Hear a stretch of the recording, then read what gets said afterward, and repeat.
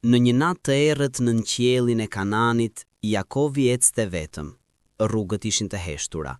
Era frynte lehtë dhe zemra e tij ishte e mbushur me ankth.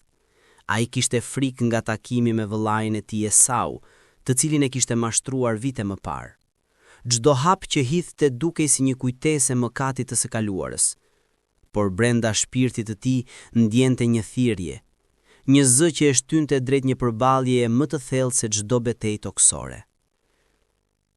Kur nata ra plotësisht, ai ngriti kampin pra një lumi të quajtur Jabok. Ndërsa të gjithë flinin, Jakovi u ngrit dhe u largua vetëm.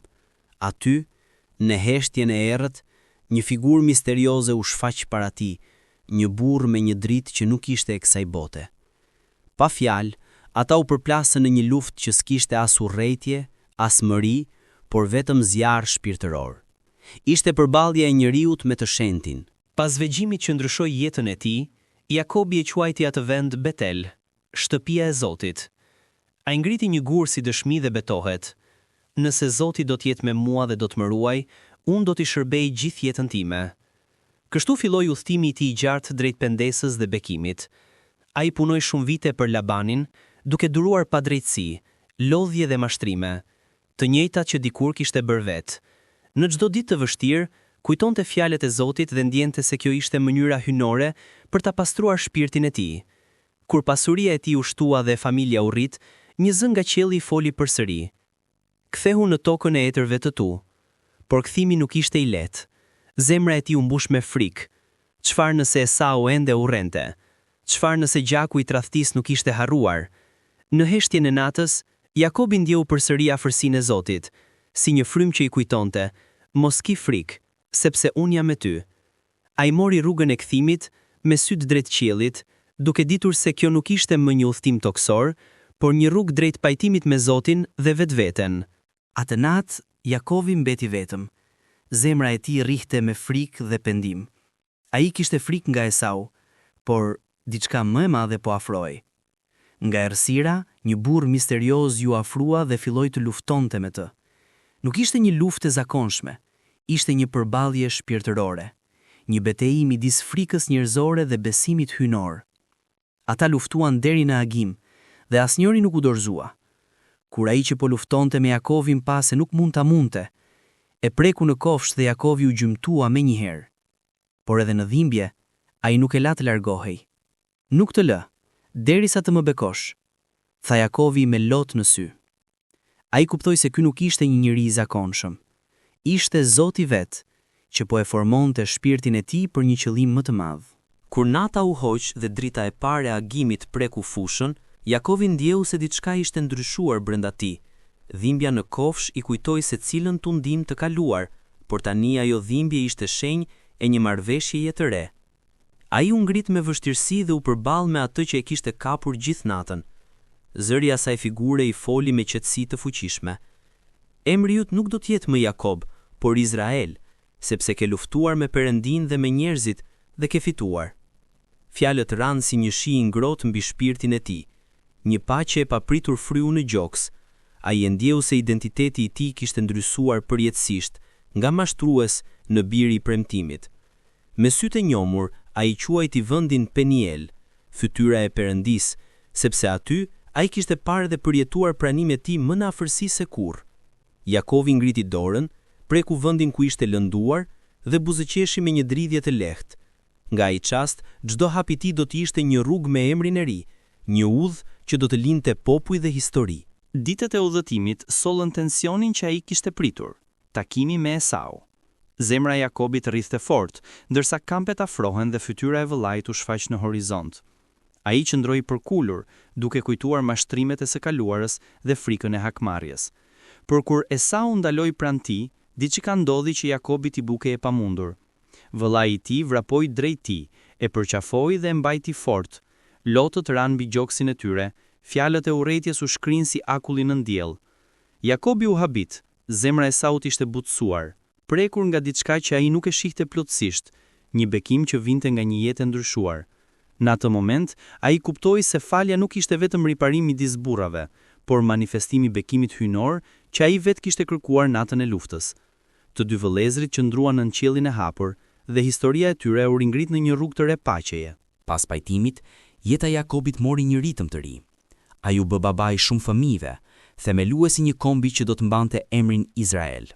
Por më e rëndësishmja, ai mbajti me vete mësimin e asaj nate, se përmes përballjes me frikën dhe mëkatin, një njeri mund të lindë sërish në besim. Çdo histori që rrithte prej tij fliste për ndryshim, për mundësinë e faljes dhe për fuqinë e një takimi me Perëndin. Në mbrëmjet e qeta, kur fëmijët flinin dhe zjarri pushoi, Jakobi shpesh ngrihej dhe shikonte yjet. Ai kujtonte djersën dhe lotët, betimet dhe bekimet. Në heshtje ja dorëzonte jetën Zotit, duke pranuar se jo çdo plag do të shërohej plotësisht, por secila do të kujtonte mirënjohjen dhe përulësinë. Kështu u formua trashëgimia e tij, një rrugë që do t'i udhëzonte brezat e ardhshëm drejt besimit dhe shpresës. Pas shumë vitesh, Zoti i foli përsëri Jakobit. Ngrihu dhe shko në Bethel, vendi ku më pe për herë të parë. Ai e mori familjen, pasurinë dhe të gjitha kujtimet e jetës së tij dhe u nis drejt vendit të shenjtë. Zemra e tij rrithe me një ndjenjë të thellë mirënjohjeje, sepse aty kishte filluar gjithçka. Aty ku ëndra e shkallës qiellore e kishte ndryshuar përgjithmonë. Kur arriti, ai ngriti një altar dhe e quajti Shtëpia e Zotit. Përreth tij, fëmijët shikonin me admirim ndërsa ai lutej. Ai foli me zë të butë, duke kujtuar rrugën e vështirë që e kishte kthyer nga mashtrues në bir të zgjedhur. Në atë altar, ai kuptoi se Zoti nuk ishte vetëm Perëndia i babait të tij, por edhe i jetës së tij personale.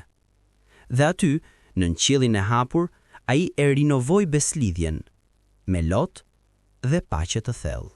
Koha kaloi dhe shtëpia e Jakobit nohu edhe dhimbjen. Nëna e tij, Rebek, që dikur kishte qenë krahu i tij më i afërt, u largua nga kjo botë. Kur lajmi arriti te ai, zemra ju coptua në heshtje. Ai e dinte se shumë prej zgjedhjeve të tij kishin plagosur edhe dashurinë e saj. Në mbrëmje, kur shikonte qiellin, ai ndjente sikur fytyra e saj e qeshur i shfaqej mes yjeve, duke i kujtuar se çdo shpirt që beson tek Zoti nuk humbet kurrë. Në heshtjen e netve, ai fliste me Zotin për nënën e tij, për gabimet, për faljen. Dhe çdo herë që era frynte përmes degëve, ai e ndjente si një shenjë të dashurisë së përjetshme që bashkon nënën dhe birin përtej kufive të tokës. Me kalimin e viteve, Jakovi u bë dëshmitar i rritjes së djemve të tij, 12 burra që do të formonin fiset e Izraelit. Ai pa tek ta mirësinë, kokfortësinë dhe shpesh gabimet e tij të vjetra që përsëriteshin. Por mbi të gjitha, ai pa premtimin e Zotit që po merrte formë. Çdo fëmijë ishte si një dritë e vogël që ndriçonte një rrugë të madhe hyjnore. Në netët e fundit të jetës së tij, ai e kuptoi se Zoti kishte qenë gjithmonë pranë, në frikë, në luftë, në plagë dhe në bekim. Ai buzëqeshi, duke parë drejt qiellit dhe tha: "Unë jam Jakovi, ai që luftoi me Zotin, dhe Zoti më mbajti."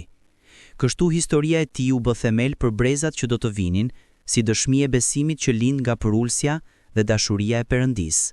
Një natë, kur lodhja e viteve e kishte pushtuar, Jakovi ra në një gjumë të thellë dhe pa një tjetër ëndër.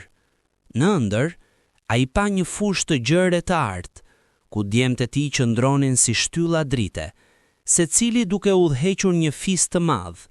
Zoti i foli përmes dritës: "Kjo është toka që u premtova etërve të tu. Pasardhësit e tu do ta trashëgojnë dhe emri yt do të qëndrojë përgjithmonë." Kur u zgjua, sytë e tij ishin të lagur. Ai e dinte se ndoshta nuk do ta shkelte më atë tokë me këmbët e tij, por shpirti i tij tashmë kishte hyrë në të. Ai e thirrri familjen dhe u tregoi ëndrrën. Zemrat e tyre u mbushën me shpresë, sepse përmes besimit të Jakobit, ata pan qëllimin e tyre të përjetshëm. Por edhe pas bekimeve, jeta e Jakobit nuk u shpëtua nga dhimbja. Një ditë, djemtë e tij sollën një mantel të njollosur me gjak dhe i thanë se Jozefi, biri i tij më i dashur, ishte shqyer nga një bish. Zemra e tij u coptua në heshtje dhe shpirti ju shua si një qiri në erë. Ai e mbajti mantelin në duar për orë të tëra, duke mos mundur të besonte se drita e shtëpisë së tij kishte humbur. Vitet kaluan dhe trupi Jakobit u plak, por zemra e tij kurrë nuk e harroi Jozefin. Një ditë, një lajm i pabesueshëm bërriti. Jozefi ishte gjallë dhe ishte bërë sundues në tokën e Egjiptit. Kur e dëgjoi këtë, zemra e tij ndaloi për një çast, midis habis, frikës dhe gëzimit. "Është e vërtet," i than djemtë e tij. "Zoti e ka ruajtur."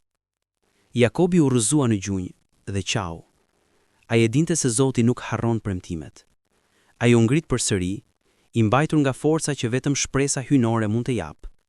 Dhe kështu për herë të fundit, ai u nis për një udhëtim, jo për të luftuar, por për të përqafuar me birin që kishte humbur. Kur Jakovi mbërriti në Egjipt, zemra e tij rrithe si kurrë më parë. Sytë e tij kërkonin atë fytyrë që kishin humbur për dekada. Kur më në fund Jozefi hyri në dhomë, ata të dy qëndruan për një çast të heshtur, dhe pastaj lotët shpërthyen. Jozefi vrapoi drejt atit, e përqafoi dhe qau mbi qafën e tij përgjatë. Jakovi preku fytyrën e tij, sikur të donte të besonte që kjo nuk ishte ëndër. "Unë jam gati të vdes," tha ai me zë të ngjirur, "sepse e pash përsëri fytyrën tënde dhe e di se je gjallë." Në atë moment, Zoti i shpalli shpirtit e tij se çdo dhimbje, çdo humbje dhe çdo betejë kishin qenë pjesë e një plani hyjnor që tani po plotësohej në dashuri dhe falje. Në vitet e fundit të jetës, Jakovi thirri 12 bijtë e tij rreth shtratit. Ai shikoi një nga një, duke kujtuar çdo rrugë, çdo gabim e çdo bekim që kishte kaluar përmes tyre. Me duar që dridheshin, ai vendosi të bekonte secilin sipas shpirtit që kishte brenda. Kur arriti tek Jozefi, ai vendosi dorën e djathtë mbi birin e tij dhe tha: "Zoti që më shpëtoi në çdo udhëtim, të bekoft ty dhe bijtë e tu." Në atë dhomë, fjala e tij u bë profeci. Nga 12 bijtë do të lindnin 12 fise dhe çdo fis do të mbante një pjesë të shpirtit të tij. Drita e qërinjve dridhej dhe aroma e vajit të shenjtë mbushte ajrin. Jakobi buzëqeshi me qetësi, duke e ditur se trashëgimia e tij tani ishte gdhendur në përjetësi. Ditët e fundit erdhën me qetësi. Jakovi shikonte përmes dritares së vogël të dhomës së tij, ndërsa dielli perëndonte mbi tokën e Egjiptit. Ai ndjeu frymën e Zotit pranë, po aq të butë sa era që lëvizte perdet. "Zoti im," po shpëriti ai, "tani shpirti im është gati. Ti ishe me mua në çdo hap, në mashtrimin tim, në luftën time, në dhimbjen dhe në bekimin tim." Ai mbylli sytë me buzëqeshje, ndërsa Jozefi mbajti dorën e tij për herë të fundit. Në atë çast, qielli u mbush me një dritë të qetë, si një shenjë që Zoti e kishte pranuar shërbëtorin e tij besnik. Historia e Jakobit përfundoi, por besimi i tij vazhdoi të jetojë në zemrat e brezave që lindën nga emri i tij, Izrael.